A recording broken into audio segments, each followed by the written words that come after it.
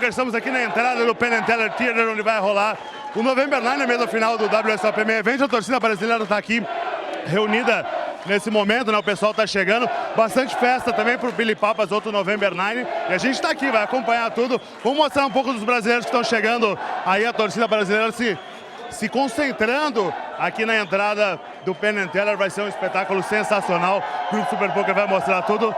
Por enquanto a gente tem o barulho aí do pessoal do Billy Papas. Estou aqui com o Juliano Maisano. A torcida brasileira está em bastante número, mas os homens estão com bastante gente também, né? Tá, o pessoal, cada grupo chegou com um bom número de pessoas. O pessoal do Billy Papas, acho que estão animação para com a nossa, mas os brasileiros estão chegando ainda, descendo do almoço, e vamos fazer mais barulho já com certeza. Com certeza, vou chegar aqui no André Akari, que está por aqui também. André Akari, grande momento do poker brasileiro que a gente está vivendo, né? Pô, nem me fala. Dor de barriga, dor de estômago, diarreia, tudo aqui. Que delícia, hein?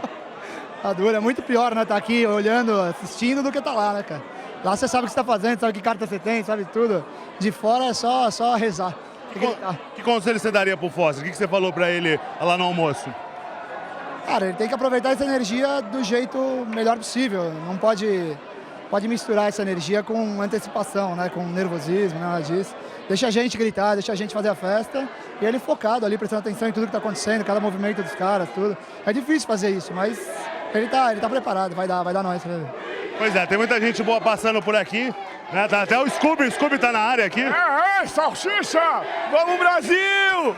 Scooby, você pegou um voo pro Canadá, não tinha visto, foi por Chicago, mas chegou, né? Chegamos.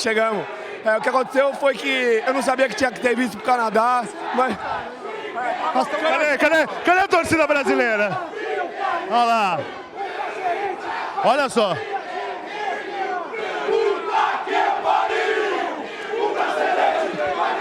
Não tem jeito.